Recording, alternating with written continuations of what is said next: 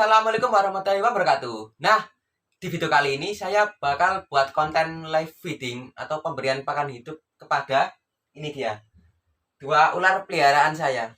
Yang bawah ini bal piton dan yang atas karpet piton.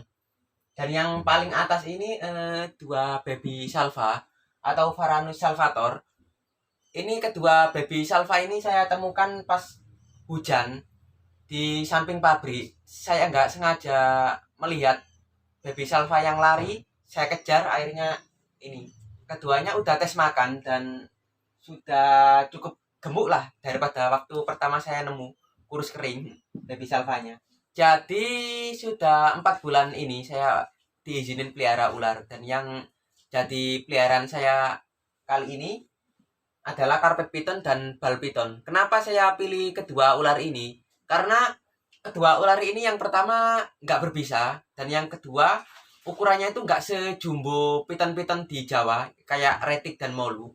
Yang mereka itu bisa tumbuh mencapai 8 sampai 9 meteran. Kalau untuk yang karpet piton dan bal piton ini mereka itu maksimum hanya bisa tumbuh sampai 2-3 meteran paling mentok. Jadi sebenarnya konten live feeding atau pemberian pakan hidup seperti ini itu cukup sensitif untuk dibawa ke YouTube, karena saat ular itu memakan tikus, kadang itu darahnya itu nyiprat gitu loh. Dan itu yang dibaca YouTube sebagai video yang mengandung unsur kekerasan. Jadi kadang bisa kena teguran gara-gara menampilkan darah kayak gitu. Padahal nggak sengaja ya. Jadi mencitnya di ruang tamu, di atasnya iguana. Jadi mencitnya itu saya kasih alas kokopit karena untuk meredam baunya. Karena mencit-mencitnya itu kalau udah itu baunya bener-bener. Oke, kita akan ambil mencitnya di sana. Mari kita ambil mencitnya. Ini di atas kandangnya iguana ini. Mencit atau tikus putih untuk pakan si ular. Oke. Nah, bisa kalian perhatikan kan di sini. Ini iguana saya. Tapi ekornya putus, teman-teman. Tapi udah mulai tumbuh kok. Ini iguana usia hampir 1 tahunan. Tapi ukurannya masih segini-gini aja. Dan saya kasih lampu karena 3 hari kemarin hujan terus dan dia nggak pernah saya jemur selama 3 hari. Jadi saya kasih lampu. Oke, kita akan ambil si tikus-tikusnya atau mencit. Di sini ada 7 ekoran. Oke, kita akan ambil satu persatu. Kita bersihin dari kokopitnya. 1,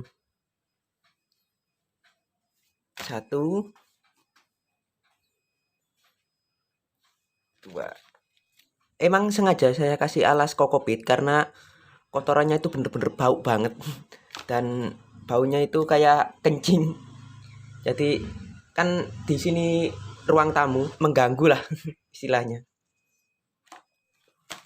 Oke, nah ini udah saya bersihin dari kokopitnya yang nempel di bulu-bulunya ini. Kita akan berikan kepada si ular. Ini wadahnya taruh di sini lagi. Oke, ini dia. Ini mencit-mencitnya kita taruh aja di sini. Nah, ini yang paling atas ini biawak kecil di sini. Mungkin karena udara masih dingin ya. Kita taruh aja di sini. Oke, yang pertama kali kita kasih makan itu ini dia, karpet piton atau Morelia spilota. Dia ini sanca pohon. Jadi masih satu keluarga dengan GTP atau Grand Tree Piton. Kita akan pilih yang agak kecilnya di sini. Kayaknya ini yang agak kecil. Kita tutup lagi karena di sini banyak banget. Karena saya di sini nggak ada pinset atau apapun, jadi saya cuma menggunakan tangan aja. Coba lihat dia respon. Coba lihat ini.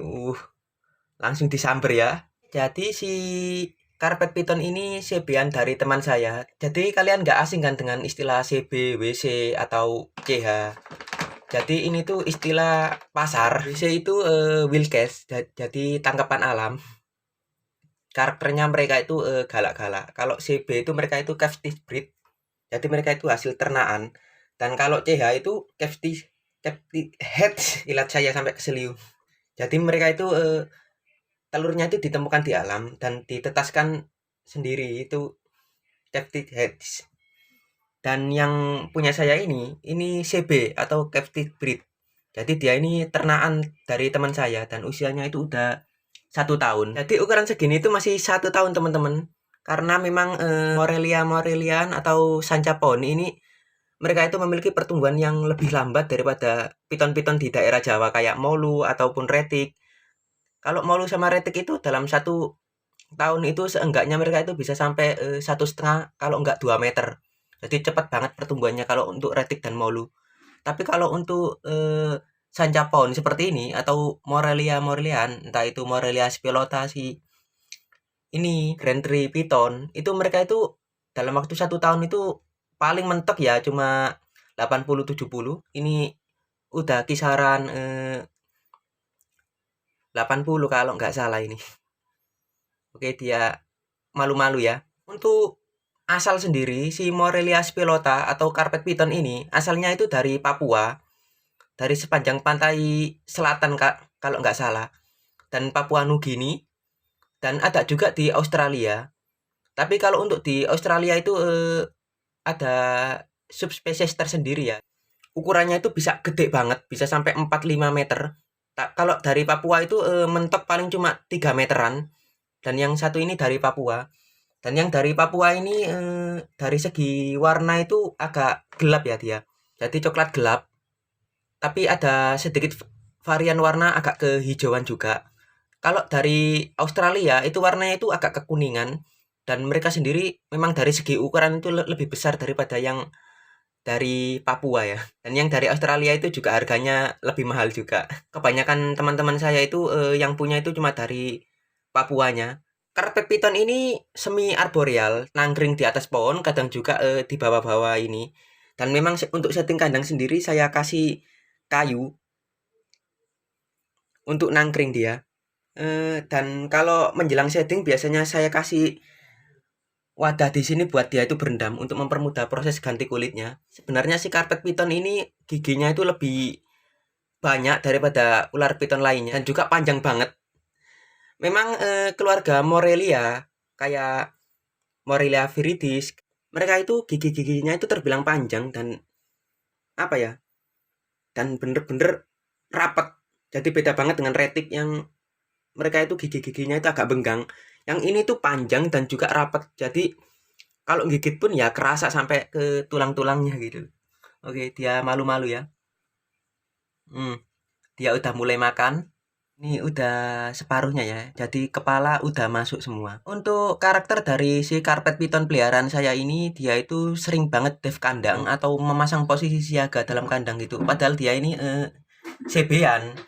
Biasanya reptil hasil CB itu karakter mereka itu lebih kalem.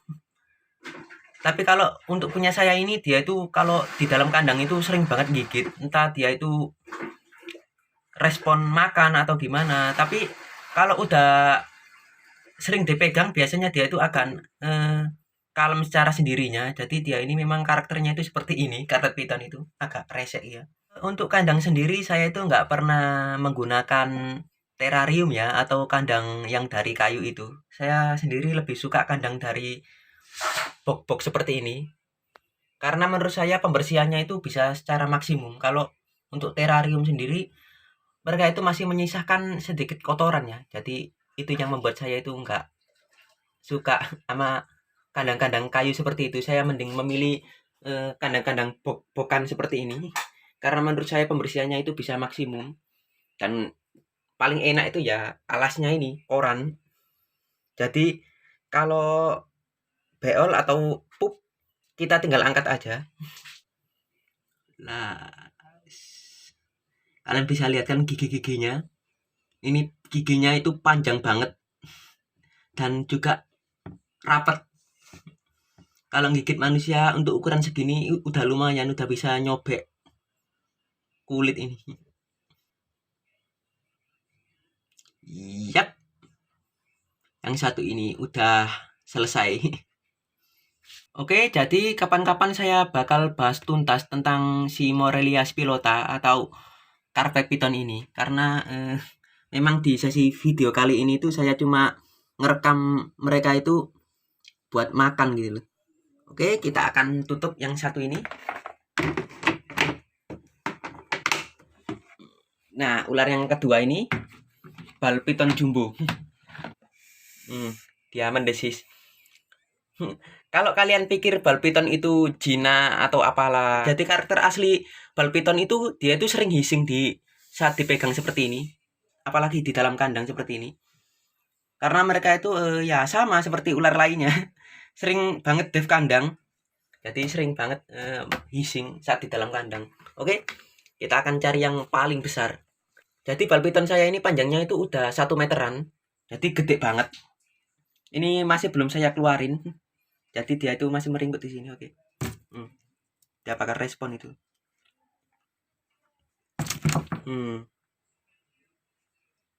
Coba lihat, serangannya cepet banget emang.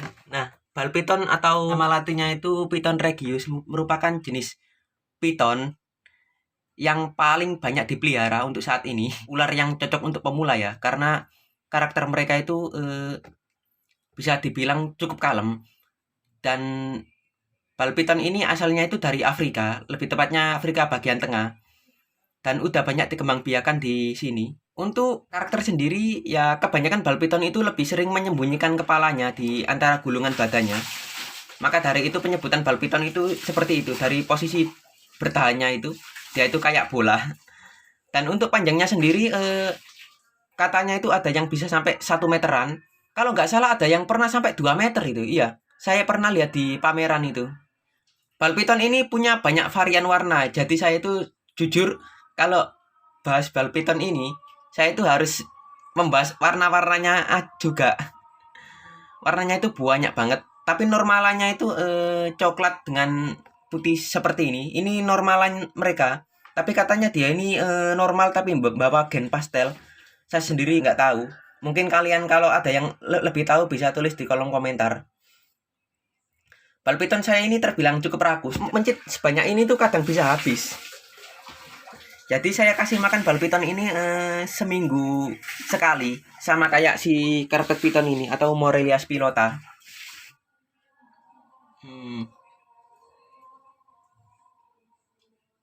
Nah, untuk gigitan dari si bal piton ini terbilang cukup parah ya.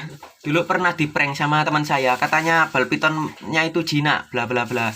Ternyata waktu saya buka gagnya dan saya langsung ambil, itu tangan saya langsung kegigit dan itu bener-bener kerasa sampai tulang. Untuk gigi dari bal piton ini lebih cenderung panjang. Untuk bal piton sendiri mereka itu karakternya itu jarang banget gigit, paling cuma kalau merasa terancam itu menggulungkan kepalanya di antara badan-badannya. Jadi penamaan bal piton itu dari situ. Mereka itu memang jenis piton yang sering direkomendasikan buat pemula karena perawatan mereka itu terbilang cukup mudah, nggak perlu jemur. Pok yang saya gunakan pun ya paling cuma ukuran segini, ini kecil banget.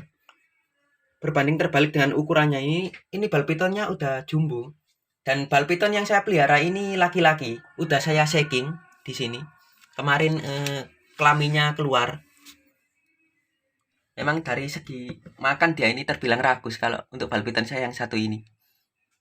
Banyak banget orang yang rekomendasiin ini untuk pemula ya. Memang dari segi perawatan, dari segi karakter juga terbilang kalem dan jarang banget untuk menggigit. Paling cuma bal piton yang jarang dihandle yang mereka itu memiliki karakter yang agak resek ya, agak jumpy gimana gitu loh. Tapi kalau untuk bal piton yang saya ini dia itu jarang kok kalau menggigit, paling cuma hissing gitu aja di dalam kandang. Kita akan taruh aja di sini. Masih tersisa 4 biji lagi.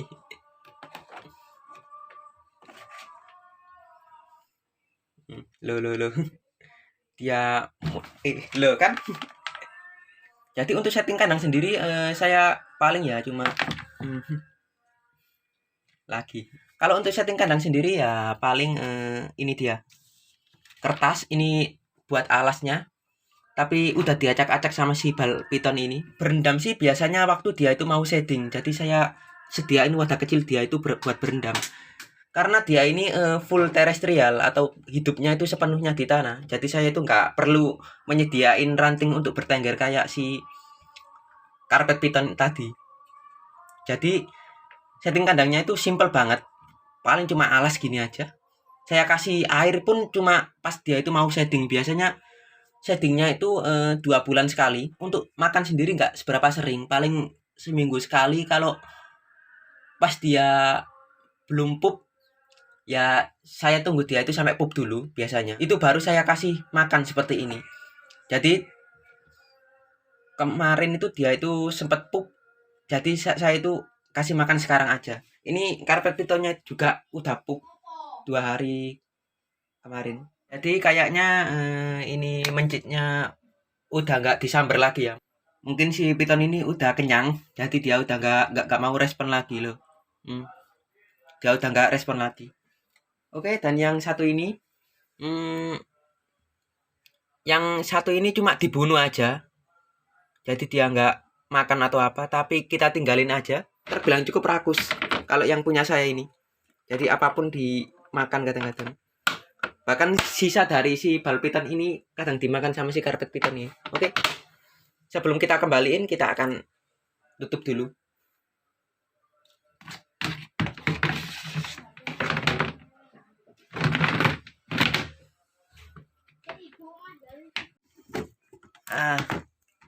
Di ruang tamu rame emang. Oke. Kita masukin tikus satu ini aja ke sini.